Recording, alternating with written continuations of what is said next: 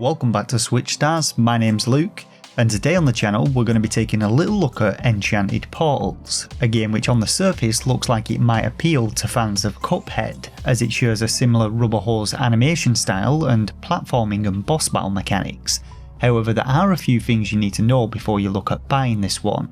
So drop a like, subscribe for more Switch content, and let's get started. So I'll kick things off by saying that I haven't actually finished this one, and in fact I only got about 2 levels deep before I decided to stop playing, but we'll get onto why this is shortly. And it's also worth bearing in mind that the whole game was developed by 2 people, so despite what I'm about to say, giant kudos for their efforts here.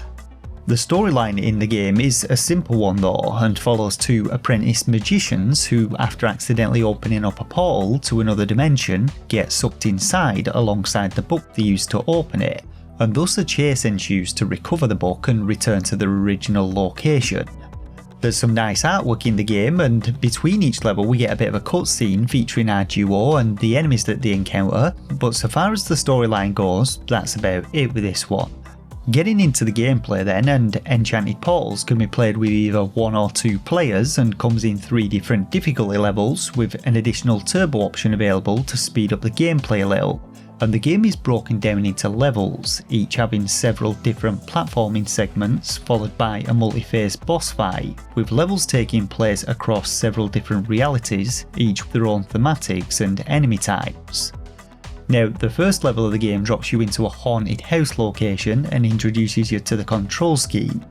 Much like Cuphead, you have a ranged attack which, alongside your melee attack, can be used to defeat enemies. You have a bubble shield and a dash maneuver to block damage and dodge enemy attacks, and you can also perform a double jump.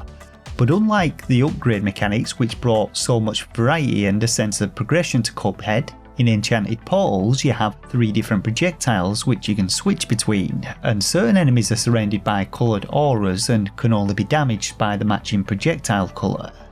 Now you might think that this would add some additional challenge to the game, but in actuality the constant switching between colours to deal with different enemies only serves as an annoyance and really doesn't add anything to the game in my opinion, especially when you have to cycle through them every few seconds, and if you miss the colour you want you have to cycle through them again. And while they did have the potential to add a little more depth to the boss battles, I really don't think this mechanic works all that well.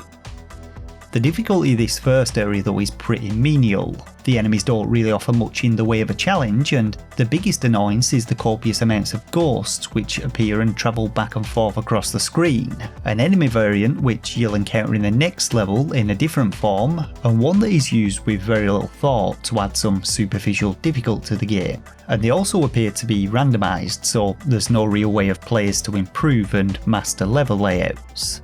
After fighting my way through a few different areas though, I finally reached the boss room, at which point the game decided to crash on me, and upon restarting I found myself back at the start of the first level. I then battled through it again, and once again the game froze on the boss battle cutscene, so for the second time I restarted it, dropped the game down to easy mode, and also toggled on the turbo mode.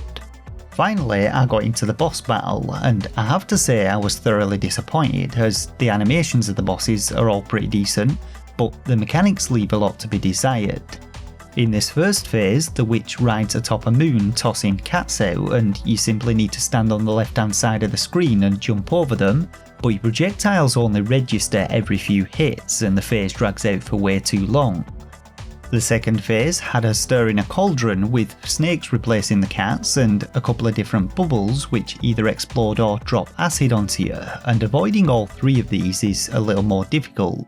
But it's the third phase where the real bullshit starts as she hops into the cauldron, waddles back and forth across the screen throwing out glowing bats, and flames pop up at either side of the screen, and it's pretty much impossible to avoid all of these. Now I eventually managed to take it down and move on to the next level, this space-themed sci-fi level, and I immediately regretted my decision to stick the game on turbo mode. Not only do you have fast-moving platforms to deal with, but also enemies who blast you from off-screen, and when jumping the collision box of the ceiling is way too low, so you'll frequently bump your head and fall into the death pit below. You're able to teleport back into play, but this portal continues to move whenever you press the left or right buttons, so it's a real pain in the ass to actually drop back into where you want to. And this whole level felt like a massive hike in difficulty compared to the first one. The second area of it is filled with these annoying bike riders which function near identically to the bats previously encountered, and a million different virus balls which, much like the ghosts in the previous level, also fly across the screen randomly at a moment's notice, again adding superficial difficulty. And it's worth knowing that some enemies drop hearts for you to restore your health with, but you don't actually have a health bar visible and must keep your eye on the icon in the top left corner, which changes colour the lower your health gets.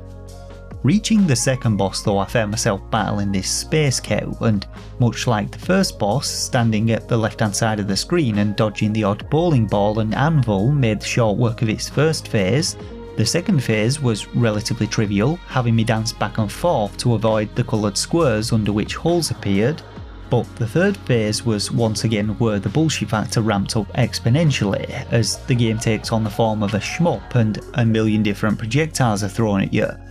Unfortunately though, the hitbox is just way too big for this and the hit detection feels a bit off, and turbo mode just made things feel impossible, especially with the duration of these phases, and so I wasn't able to actually beat it. So that was my experience with Enchanted Portals, and I probably could have switched off turbo mode and given it another bash, but in all honesty I just wasn't having a good time with it.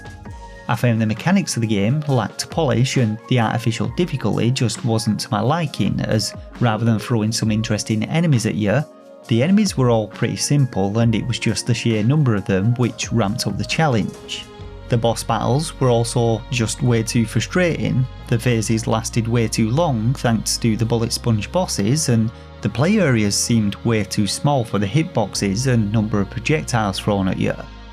The game might prove much more enjoyable in 2-player mode or for an experienced Cuphead player, but for me, 2 levels and I was done, and I feel like the crashes were partly to blame for this. But that was just my take on this one. It's not a terrible game by any means, it's just not quite what I was expecting. If you bought and played this one though, do share your thoughts and opinions on it down in the comments section below. I'd be interested in hearing how you found it and if you share some of the same frustrations. For now though, drop a like if this one helped you out, subscribe for more Nintendo Switch content, and until next time, take care of yourselves and game on.